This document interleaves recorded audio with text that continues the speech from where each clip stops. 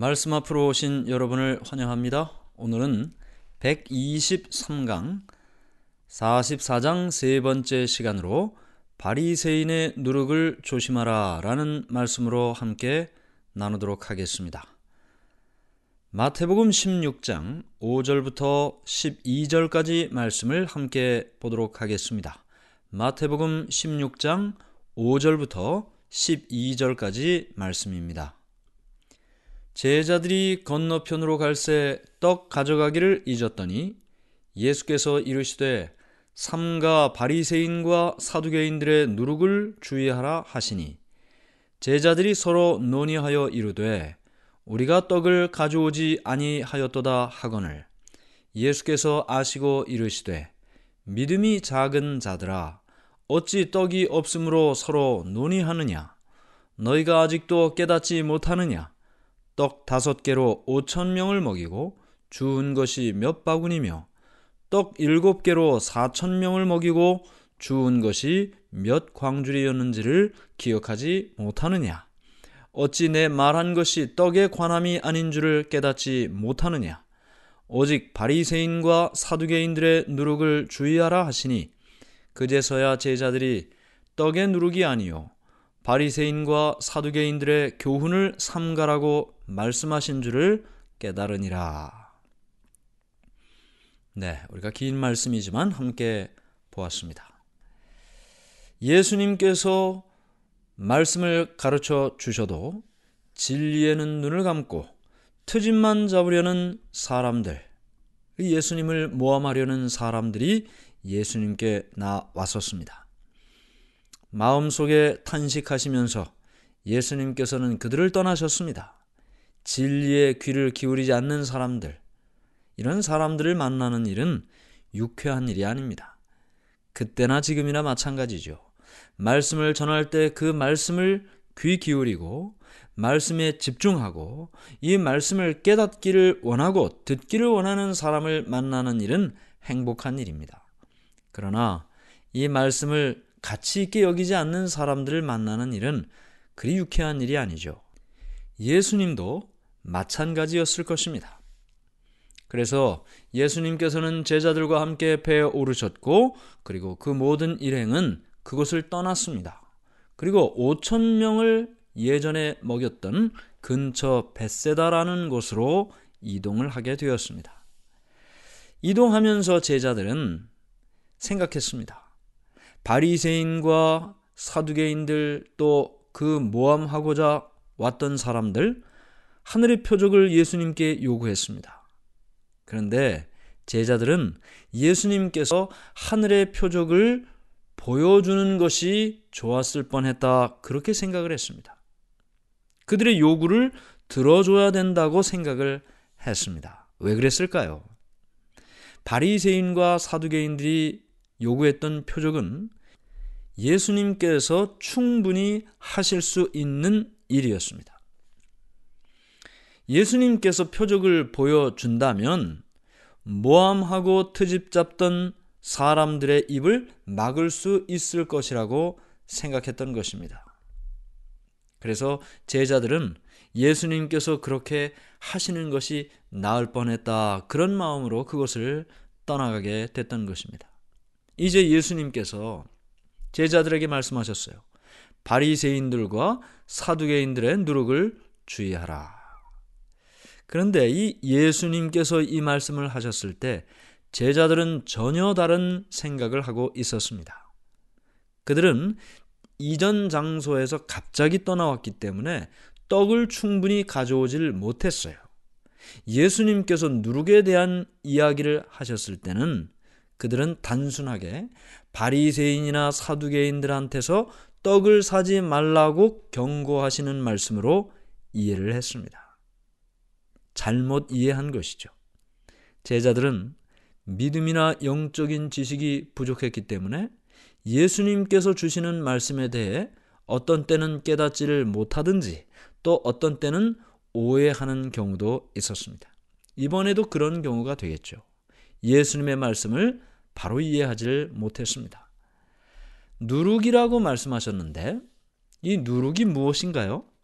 누룩은 빵을 굽거나 술을 빚을 때 사용하는 효소입니다. 누룩 속에 있는 곰팡이가 번식하면서 밀가루 속에 들어가서 그 밀가루가 부풀어지게 하는 작용을 하는 것이죠. 사실 이 누룩 또 이 효소는 굉장히 작은 것이지만 전체에 영향을 미치게 됩니다. 그래서 성경은 영적으로 또 상징적으로 작지만 전체에 영향을 미치는 것으로 상징적으로 사용을 하고 있는 것입니다. 유대인들은 모세의 시대 이후로 6월절에는 집에서 누룩을 없애는 것이 관습이었습니다. 왜냐하면 누룩을 죄의 상징으로 배웠기 때문에 하나님께서 주신 말씀에 누룩 없는 빵을 먹도록 말씀하셨죠. 이 6월절에 말이죠. 그 이유는 누룩을 죄로 상징했기 때문에, 죄가 작은 죄도 전체에 영향을 미치지 않습니까? 그런 의미로 성경에서 이 누룩을 사용하게 된 것입니다. 그런데 지금 예수님께서 바리새인의 누룩을 조심하라 그랬어요. 바리새인의 누룩을 조심하라. 누룩이 순식간에 전체에 영향을 미치는 것처럼 당시 바리새인과 사두개인들이 가르쳤던 잘못된 가르침은 순식간에 모든 사람의 인생과 품성에 영향을 미쳤습니다. 우리가 이미 배운 말씀인데 자신의 재물에다가 고르반이라고 말을 하면 그 돈은 이제 하나님께 바치는 것이라 그랬죠. 근데 언제 바친다 그랬어요? 이 사람이 죽은 다음에 바친다 그랬어요. 그러니까 죽기 전까지는 그 돈을 사용하지 않고 하나님께 드린다 그렇게 이야기를 한 건데, 중요한 것은 그 돈으로 부모를 부양을 해야 할 의무가 있음에도 불구하고 그들은 고르반이라고 그 재물에 대해서 이야기하면 그 돈은 하나님께 바쳐진 재물이므로 부모를 부양하는 데 사용하지 않아도 됐습니다. 그런데 그 제도의 그 관습의 폐단이 뭐라 그랬어요? 결국에는 부모도 공경하지 않고 하나님께는 언제 드린다고요? 죽은 다음에. 그러니까 그 돈을 자기 마음대로 사용할 수 있도록 합법적으로 하는 방법이 바로 이 고르반이라는 이야기를 통해서 사용되어졌다는 것입니다. 자신의 재물에 고르반이라고 말하면 아무런 문제 없이 사용할 수 있는 이 잘못된 관습을 예수님께서는 책망하셨습니다. 그것은 겉으로는 문제가 없는 것처럼 보였습니다. 부모보다 높은 하나님께 드려질 재물이기 때문에 부모를 부양하는데 사용할 수 없다는 논리였습니다. 이와 같이 겉으로는 하나님께 순종한다고 하면서 속으로는 자신의 이익을 취하고자 하는 잘못된 가르침을 바리새인이나 지도자들이 가르치고 있었습니다. 그래서 우리는 바리새인의 누룩을 조심하라. 첫 번째가 뭐예요? 외식주의. 겉으로는 번드르르하게 하나님께 순종한다고 하지만 속으로는 자기 자신의 이익을 추구하는 이 외식주의가 바리새인들이 가르쳤던 잘못된 가르침, 누룩이 되는 것입니다. 두 번째, 이 바리새인들이 가르쳤던 누룩, 잘못된 가르침 또 무엇이 있을까요? 이기심입니다. 이기심. 우리가 첫 번째로 외식주의를 살펴보았는데요. 속으로는 전혀 그렇지 않은데 겉으로만 그렇게 보이게 되면 신앙생활이 잘 하는 것처럼 인정을 받았어요. 바리새인이 대표적입니다. 그래서 예수님께서 그 바리새인들을 책망하시면서 그들의 믿음을 뭐라고 표현했습니까? 회칠한 무덤과 같다. 무덤이에요, 무덤. 무덤에 하얗게 칠을 하면 깨끗해집니까? 그 속에는 뼈가, 죽은 뼈가 있는데 겉에만 하얗게 칠한다고 그 신앙이 깨끗해지는 것이 아니죠. 마찬가지로 바리새인의 누룩, 첫 번째 외식주의는 겉은 깨끗하게 보이고 겉은 순종하는 것처럼 보이지만 그 속은 썩어 있는 모습이니 하나님께서, 예수님께서 그들의 모습을 구역질난다고 성경에 그렇게 기록하고 있는 것입니다. 두 번째가 이기심이라 그랬어요. 이 외식주의의 근본 출발은 이기심입니다. 이기심. 자기를 높이고자 하는 마음, 자기를 드러내고자 하는 마음, 자기의 것을 차지하고자 하는 그런 마음. 이것이 그들의 진정한 목적이었습니다. 성경을 잘못 이해하게 하고 예수님의 사명과 목적에 무관심하게 만드는 것이 바로 이 이기심입니다. 이기심이 그 마음속에 딱 자리 잡고 있으면 어떻게 해요? 성경이 잘 이해가 되질 않아요. 예수님의 사명과 목적에 관심이 없어요. 왜요? 이기심 때문입니다. 모든 관심과 초점은 나에 있어요. 나의 인생, 나의 가정, 나 중심적으로 생각하고 나 중심적으로 살아가고 신앙도 마찬가지죠. 자기 중심적으로 하는 것입니다. 제자들도 이기심의 노예가 되는 것은 어쩔 수 없는 일이었습니다. 제자들이 예수님의 제자로 부름을 받았을 때 모든 것을 버리지 않은 사람들은 바리새인의 가르침에 흔들렸습니다. 예수님을 믿는 믿음과 불신 사이에서 항상 흔들렸습니다. 이러한 흔들림은 말씀을 통해 참된 부활을 발견하지 못하게 만들었습니다. 왜 이렇게 흔들리나요? 믿음과 불신 사이에서 왜 흔들리나요? 교회와 세상 사이에서 왜 흔들리나요? 마음속에 아직도 이기심이 남아있기 때문입니다. 제자들은 겉으로는 모든 것을 버린 것처럼 보였지만 마음속으로는 자신을 위해 더 많은 것을 얻고자 생각했습니다. 우리가 아는 것처럼 나중에 제자들 가운데 누가 더 큰가라는 논쟁이 일어나지 않습니까? 내가 더 큰 제자다. 내가 더 주님께, 예수님께 인정받는 제자다.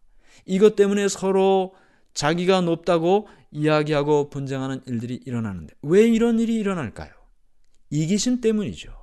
자기 중심적으로 자기를 더 높이고자 하는 마음은 언제나 경쟁하게 하고 비교하게 하고 또 잘못하면 열등감을 갖게 되든지 아니면 교만함을 갖게 되든지 긍정적인 결과가 나타나질 않습니다.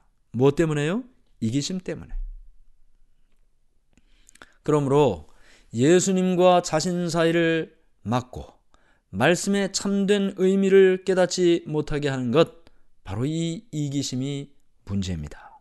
이것이 바로 바리새인의 누룩과 같은 것이죠.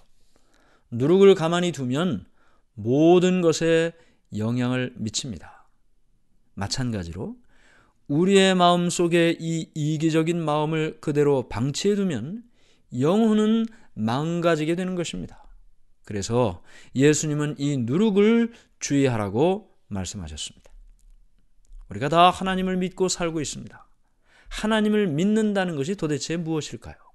요한복음 12장 28절.